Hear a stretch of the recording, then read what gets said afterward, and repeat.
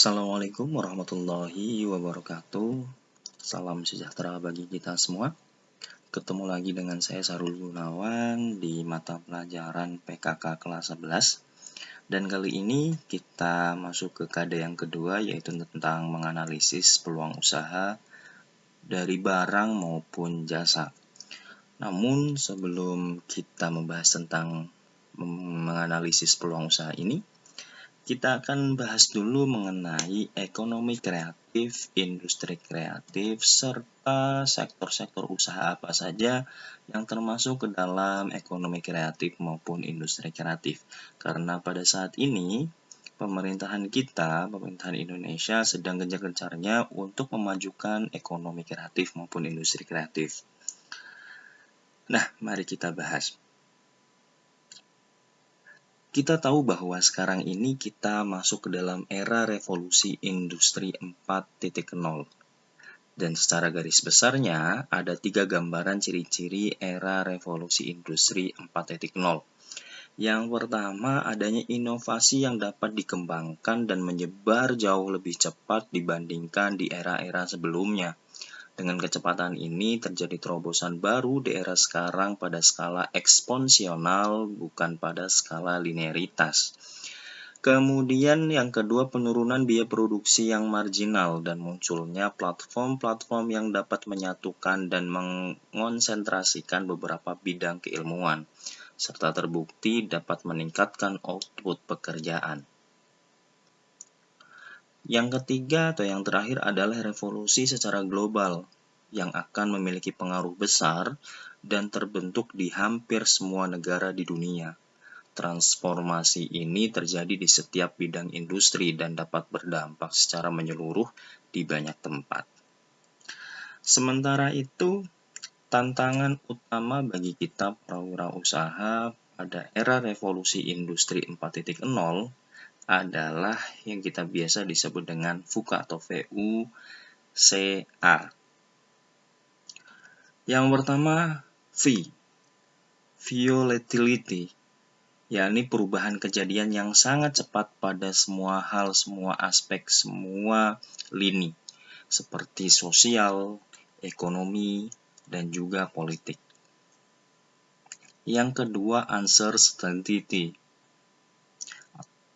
yaitu sulitnya memprediksi isu dan peristiwa yang saat ini sedang terjadi. Yang ketiga adalah complexity, yaitu adanya gangguan dan kekacauan yang mengelilingi setiap organisasi. Dan yang terakhir, ambiguity, yaitu beban berat realitas dan makna yang berbaur dari berbagai kondisi yang ada atau sebuah keadaan yang terasa ngambang dan kejelasannya masih dipertanyakan. Nah, VUCA secara tidak langsung menciptakan suatu tren baru yang penting untuk dipahami oleh setiap wirausaha. Jika dulu orang mencari perusahaan yang akan memberinya pekerjaan, di era sekarang justru sebaliknya.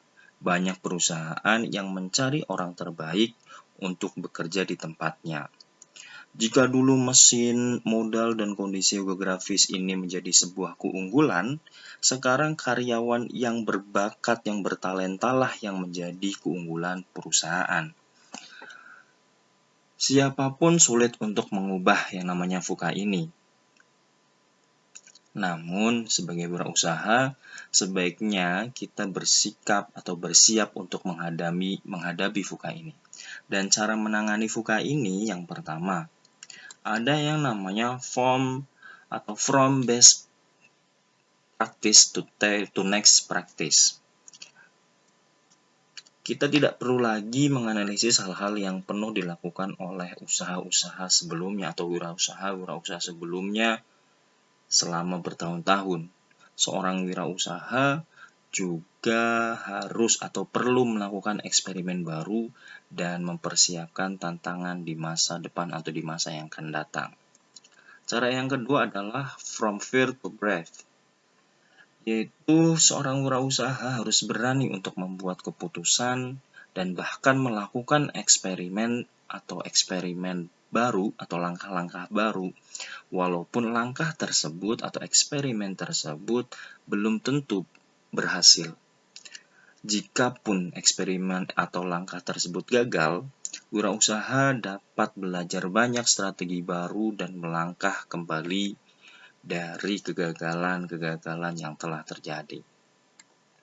Cara yang ketiga adalah from know it all to learn it all. Bagi seorang wirausaha harus mengubah pola pikir dari yang cukup mengetahui sebuah bidang pekerjaan, sebuah bidang usaha, menjadi mempelajari beberapa atau berbagai bidang yang berhubungan dengan cakupan usaha tersebut. Dan yang terakhir, from we are under threats to we have opportunities. Wirausaha harus mengubah pandangan pada suatu hal yang awalnya dianggap itu adalah sebuah ancaman bagi usahanya menjadi sebuah peluang yang potensial. Siapapun yang ingin menekuni dunia usaha ini perlu mengantisipasi dan menyiasati yang namanya VUCA. Dan salah satu caranya adalah menjadi wirausaha yang kreatif.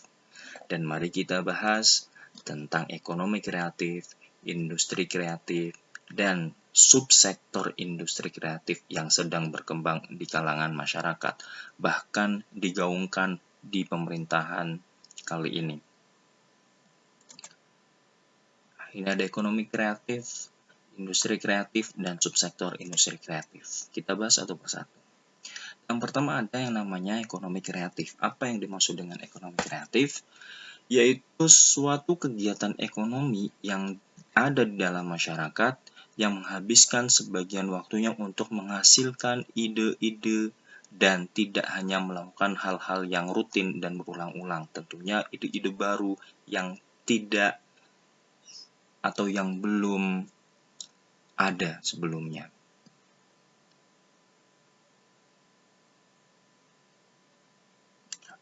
Cara penjabaran ekonomi kreatif ini sangat banyak penjabarannya. Ya, ada banyak kalau kita melihat dari berbagai macam buku, literasi maupun dari berbagai sumber di internet, pengertian dari ekonomi kreatif ini sangat beragam. Ya. Ada yang menyebutkan bahwa ekonomi kreatif adalah sebuah konsep yang menempatkan kreativitas dan pengetahuan sebagai aset utama dalam menggerakkan ekonomi.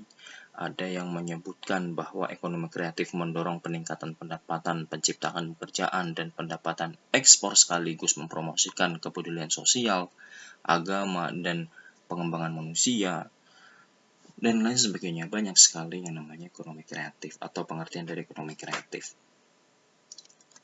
Kemudian yang kedua adalah industri kreatif.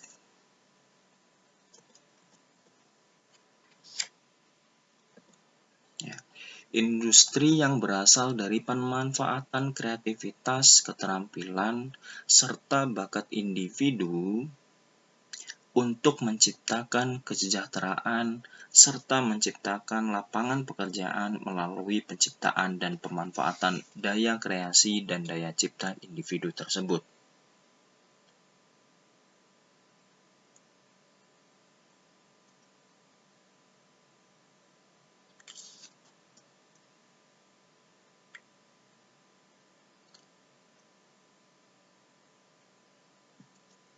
Kemudian, sektor-sektor apa saja yang termasuk ke dalam industri kreatif? Ya, ada beberapa sektor atau subsektor yang masuk ke dalam industri kreatif. Ini bisa kalian juga temui di laman ya Kemenparekraf, Kementerian Pariwisata dan Ekonomi Kreatif Indonesia. Ada 16 sektor ekonomi kreatif. Yang pertama ada arsitektur. Nah, sebagai salah satu subsektor ekonomi kreatif, ini memiliki peran yang penting dari sisi kebudayaan dan pembangunan, ya, arsitektur.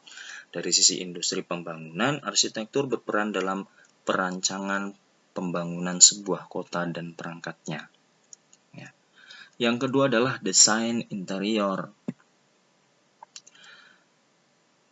Ini merupakan ekonomi kreatif yang bergerak pada jasa desainer untuk merancang interior hunian, hotel, hingga perkantoran ataupun kebutuhan dekorasi interior yang lain, misalkan gedung, dan lain sebagainya. Yang ketiga adalah DKV atau Desain Komunikasi Visual, atau yang sering dengan disebut DKV. Ini merupakan ilmu yang mempelajari konsep komunikasi dengan memanfaatkan elemen visual sebagai cara untuk mencapai tujuan tertentu. Contohnya, industri ini adalah desain grafis, kemudian membuat berbagai macam logo. Ini masuk ke dalam DKV. Yang kedua, desain produk. Nah, subsektor ini membuat kreasi dari sebuah produk dengan menggabungkan unsur, fungsi, dan estetika sehingga memiliki nilai tambah bagi masyarakat. Kemudian ada yang namanya film, animasi, video. Kita tahu bahwa film di Indonesia sangat banyak. Ini merupakan salah satu subsektor ekonomi kreatif. Industri yang produksi dan menjual film, animasi maupun video ini sangat-sangat digemari di Indonesia. Film merupakan sebuah karya seni budaya yang merupakan suatu pranata sosial dan media komunikasi massa yang dibuat atas kaidah sinematografi dengan atau tanpa suara dan dapat dipertunjukkan. Sementara animasi merupakan film yang merupakan hasil dari pengolahan gambar tangan sehingga menjadi gambar yang bergerak. Kemudian jika video ini merupakan teknologi untuk menangkap, merekam, memproses, mentransmisikan, dan menata ulang gambar-gambar bergerak. Kemudian ada yang namanya fotografi. Ini merupakan sebuah proses atau kegiatan yang menghasilkan suatu seni berupa gambar atau foto dengan memanfaatkan media cahaya dengan menggunakan sebuah alat yang disebut dengan kamera. Ini juga salah satu sektor ekonomi kreatif. Kemudian ada kriya. Industri di bidang kriya merupakan segala kerajinan yang berbahan kayu, logam, kulit, kaca, keramik, dan tekstil yang dibuat serta diperjualbelikan, seni kriya. Kemudian ada kuliner. Ya, kita tahu kuliner berkaitan dengan makanan, minuman. Ya. Bidang pengolahan makanan atau masak-memasak yang menghasilkan makanan dan minuman ini juga merupakan salah satu subsektor industri kreatif. Makanan dan minuman yang diproduksi dapat diperjualbelikan dengan berbagai konsep seperti kafe, resto, toko, warung, angkringan, dan lain sebagainya, macam bentuknya. Kemudian ada musik. Nah, musik ini juga sebagai salah satu subsektor ekonomi kreatif, sebuah fenomena yang sangat unik yang bisa dihasilkan oleh beberapa alat musik. Industri di bidang musik adalah memperjualbelikan musik dalam berbagai media untuk tiap kebutuhan. Ya, ada yang bentuknya file, ada yang bentuknya kemudian VCD seperti itu. Kemudian ada fashion. Ya, kita tahu fashion perkembangannya sangat pesat. Ya. Fashion ini juga merupakan salah satu subsektor ekonomi kreatif.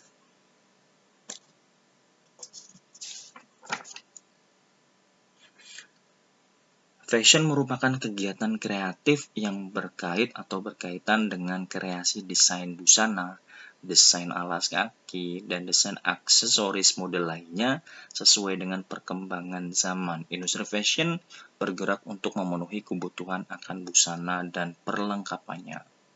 Kemudian ada aplikasi dan games. Nah, aplikasi adalah perangkat lunak yang diciptakan untuk menyelesaikan suatu masalah dan membantu aktivitas masyarakat atau aktivitas penggunanya.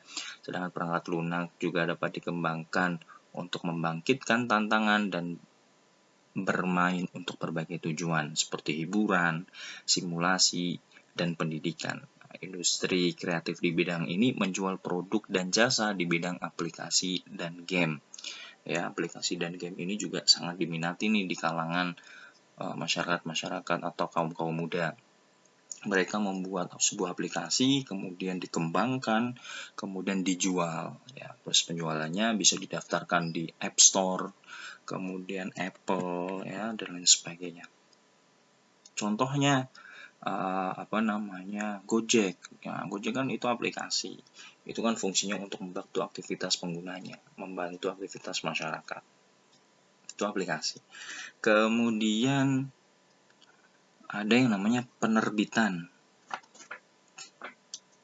Nah, ini merupakan industri yang berkonsentrasi dalam memproduksi dan memperbanyak sebuah literatur atau literasi dan informasi atau suatu aktivitas untuk membuat informasi yang dapat dinikmati publik, seperti buku, ya, kemudian majalah-majalah.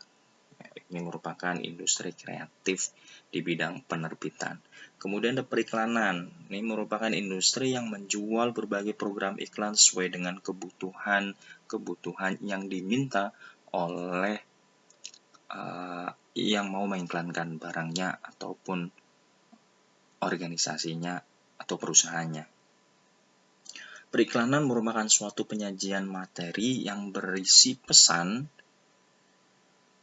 kepada masyarakat untuk mempromosikan produk ataupun jasa. Konten-konten iklan biasanya dibuat khusus oleh sekelompok orang yang biasanya disebut sebagai agensi iklan. Kita tahu bahwa iklan-iklan sekarang sudah banyak yang unik-unik, banyak yang tidak lazim, banyak yang tidak biasa. Karena apa? Itu merupakan kreativitas dari agensi-agensi iklan.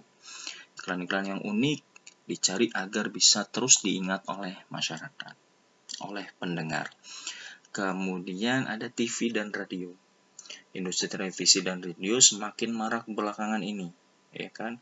Televisi merupakan sebuah media berkomunikasi yang berfungsi sebagai penerima siaran gambar yang bergerak beserta suaranya, baik itu yang monokrom atau hitam putih maupun yang berwarna. Sementara itu, radio ini merupakan suatu teknologi yang digunakan untuk pengiriman sinyal dengan cara modulasi dan radiasi elektromagnetik atau gelombang elektromagnetik. Mungkin sudah banyak yang meninggalkan radio, tapi bagi penikmat radio, radio merupakan salah satu media, baik itu hiburan, baik itu untuk mencari informasi yang dapat digunakan oleh masyarakat. Kemudian ada seni pertunjukan.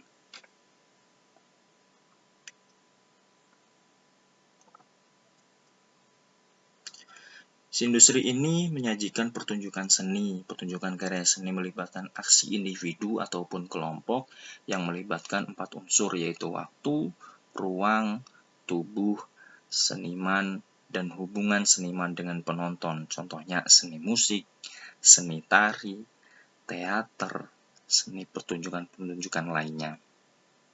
Mungkin yang tradisional, ya, ada kayak Sri Mulat kayak gitu, itu kan tradisional. Ketoprak, ya, di Betawi itu ada seni pertunjukan apa itu lupa, ya. Itu merupakan salah satu subsektor ekonomi kreatif, seni pertunjukan. Dan yang terakhir adalah seni rupa. Seni rupa ini merupakan cabang seni yang membentuk karya seni dengan media yang bisa ditangkap mata dan dirasakan dengan rabaan. Seni rupa patung, ya, itu seni rupa. Lukisan itu juga seni rupa. Ini merupakan 16 subsektor ekonomi kreatif yang sedang diurus oleh Kemenparekraf, ya, Kementerian Pariwisata dan Ekonomi Kreatif. Produknya sangat banyak sekali, ya, industri kreatif ini subsektor. Dalam satu subsektor ini, ya, produknya ada banyak. Semisal kayak tadi seni pertunjukan, bisa pertunjukan musik, bisa pertunjukan teater dan lain sebagainya. Intinya yang bisa diperjualbelikan dan menghasilkan ekonomi, menghasilkan kesejahteraan, menghasilkan uang, seperti itu. Fotografi, ya, fotografi simple hanya memotret, tapi kalau bagus bisa diperjualbelikan ataupun menjual jasa fotografi, ya. Menjual jasa fotografi itu juga merupakan salah satu ekonomi kreatif. Nah, Dari 16 sektor ini kalian bisa mencari salah satu yang mungkin atau yang sesuai dengan basic kalian, yang kalian tertarik, ya, yang menurut kalian menarik untuk dijadikan usaha kalian. Nah, mungkin itu saja perkenalan tentang produk kreatif dan industri kreatif sebelum kita masuk ke dalam materi tentang bagaimana mengidentifikasi peluang usaha, baik itu usaha barang maupun jasa. Terima kasih untuk hari ini, kurang lebihnya mohon maaf. Assalamualaikum warahmatullahi wabarakatuh.